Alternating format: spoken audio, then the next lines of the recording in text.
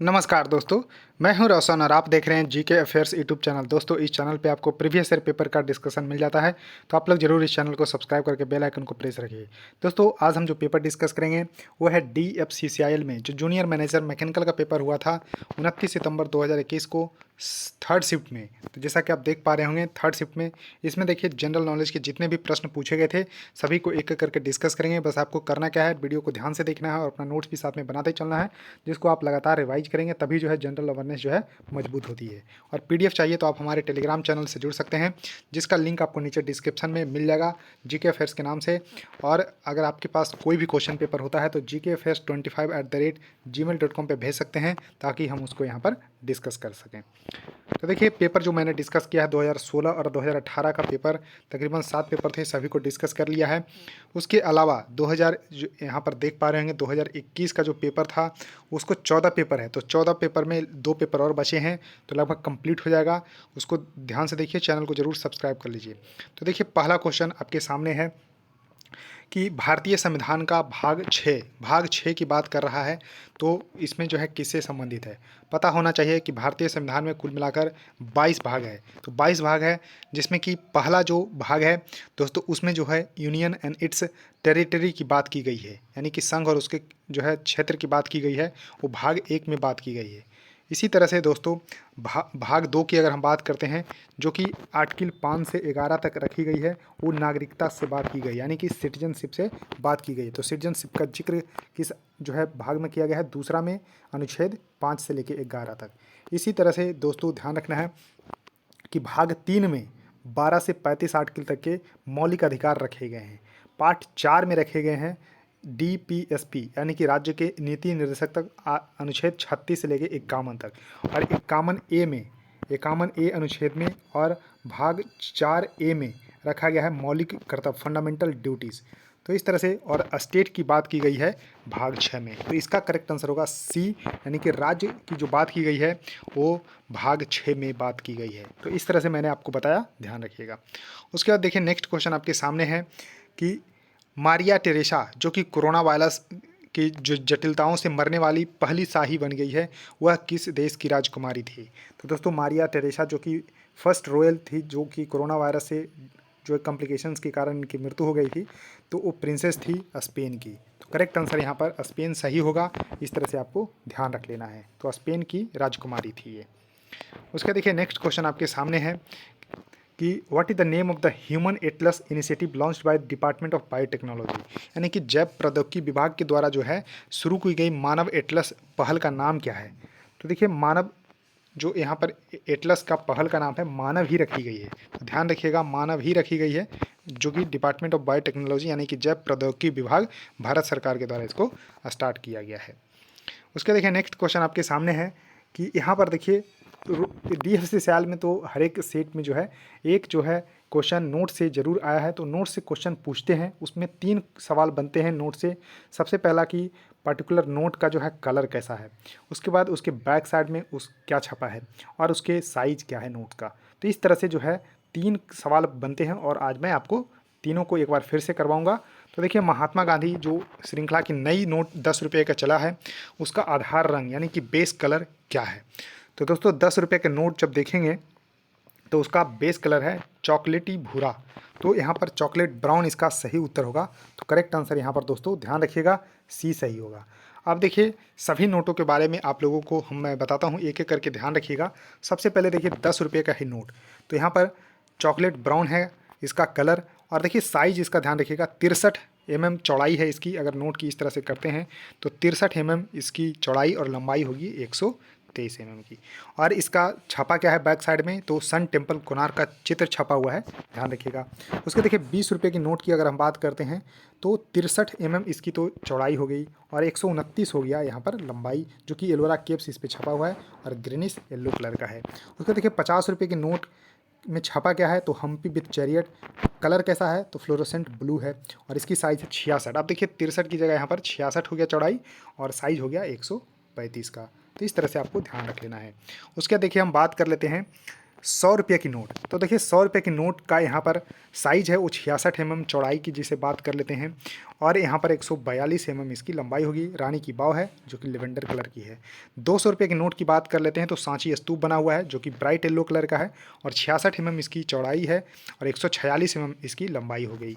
और 500 mm का note में स्टोन ग्रे कलर का है, रेड फोर्ट का बिल्डिंग छपा हुआ है, और 66 mm इंटू 150 mm इसकी डायमेंशंस है। अब देखिए 2000 की नोट जो कि प्रचलन में बंद होने वाला है, तो इसका लंबाई और चौड़ाई था, यानी कि साइज़ था 66 mm, इसकी चौड़ाई और लंबाई था 166, और मैजेंटा कलर का था, और इस पर मंगलयान का चित्र छपा हुआ था बैक साइड में। तो दोस्तों इसको ध्यान रख लीजिए, सभी को नोट डाउन कर लीजिए।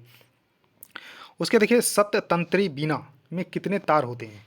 तो देखिए सततंत्री, सत मतलब 100, तो 100 यहाँ पर तार होते हैं सततंत्री बीना में, तो इसको ध्यान रख लीजिएगा, बहुत इंपॉर्टेंट है।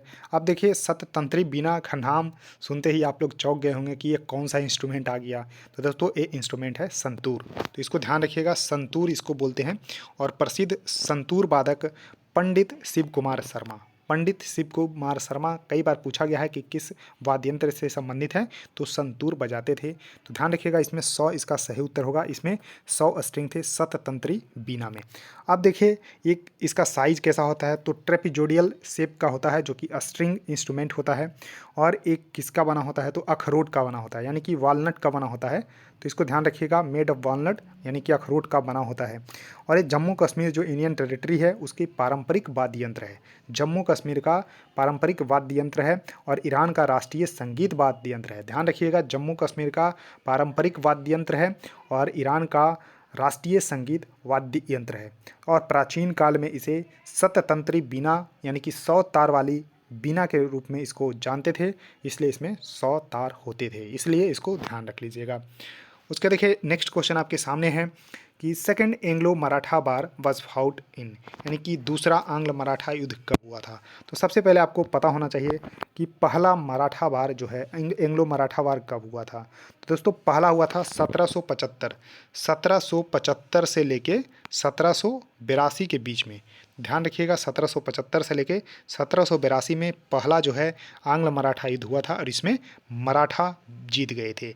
उसका दूसरा आंग्ल मराठा युद्ध हुआ कब, तो 1803 से लेकर 1805। तो करेक्ट आंसर इसका बी होगा, क्योंकि इसमें दूसरा पूछा गया है, तो 1803 से लेकर 1805 तक, और इसमें जो है जीता ब्रिटिश की सेना, तो ब्रिटिश की सेना यहाँ पर जीता। तो दोनों को ध्यान रख लीजिएगा, पहला 1775 से लेकर 82 के बीच में, और दूसरा युद्ध हुआ 1803 से लेकर 1805 के बीच में, दूसरा आंग्ल मराठा युद्ध। उसके देखिए नेक्स्ट क्वेश्चन आपके सामने है कि who has been appointed as the new chairman of the national bank for agriculture and the rural development. तो इसको हिंदी में बोलते हैं राष्ट्रीय कृषि और ग्रामीण विकास बैंक, नाबार्ड इसको शॉर्ट में बोलते हैं। इसके अध्यक्ष के रूप में किसे नियुक्त किया गया, देखिए मई 2020 में नियुक्त किया गया था दोस्तों, किनको, तो जी.आर. चिंताला को, जी.आर. चिंताला को नियुक्त किया गया था, लेकिन अब हट चुके हैं दिसंबर, ध्यान रखिएगा दिसंबर 2022 में साजी के भी क्यों बनाया गया है। तो ध्यान रखिएगा साजी के भी, तो साजी के भी अब इसके नए चेयरमैन हैं, तो इसको ध्यान रख लीजिएगा। जी.आर. चिंताला हट चुके हैं, और शिवरमन समिति के आधार पर 12 जुलाई 1982 को नाबार्ड की स्थापना की गई थी, और इसका जो मुख्यालय है वो मुंबई में स्थित है। ध्यान रखिएगा, NABARD national bank for agriculture and rural development, जिसको हिंदी में बोलते हैं राष्ट्रीय कृषि और ग्रामीण विकास बैंक। तो दोस्तों नाबार्ड इसको शॉर्ट में बोलते हैं। इसकी स्थापना जो की गई थी 12 जुलाई 1982 को शिवरमन समिति के अनुशंसा के आधार पे, और इसके वर्तमान में चेयरमैन हैं साजी केवी, जो कि जी.आर. चिंताला के स्थान पे दिसंबर 2022 में नियुक्त किए गए हैं। इसको ध्यान रख लीजिएगा। उसका देखिए नेक्स्ट क्वेश्चन आपके सामने है कि यूनिक डिसइंफेक्टेंट जो है नेम रखा गया वी सेफ टनल। तो देखिए वी सेफ टनल जो है एक अद्वितीय कीटाणुनाशक स्थापित किया गया था, तो वो कहाँ स्थापित किया गया था दोस्तों, तेलंगाना में स्थापना इसका किया गया था। और दोस्तों ये बेसिकली था क्या, तो दोस्तों स्टेट डीजीपी जो ऑफिस है तेलंगाना हैदराबाद में, तो वहाँ पर इसको जो है स्थापना किया गया था टू सैनिटाइज पीपल, और इसको डिसइंफेक्ट करने के लिए बैक्टीरिया वायरस से, और 20 सेकंड में ही पूरा जो है यहाँ पर काम अपना करता था। तो तेलंगाना इसका सही उत्तर हो जाएगा, और इसका ध्यान रखिएगा वी सेफ टनल जो है बनाया गया था। उसके देखिए नेक्स्ट क्वेश्चन आपके सामने है कि which is the third layer of the atmosphere, यानी कि वायुमंडल की तीसरी परत। तो कुल मिलाकर 5 परत जो है जनरली जाने जाते हैं, जिसमें पहला परत आपको ध्यान रखना है ट्रोपोस्फेयर है। तो देखिए ट्रोपोस्फेयर जिसको हिंदी में बोलते हैं क्षोभ मंडल। दूसरा आपको ध्यान रखना है स्ट्रेटोस्फेयर है, स्ट्रेटोस्फेयर है।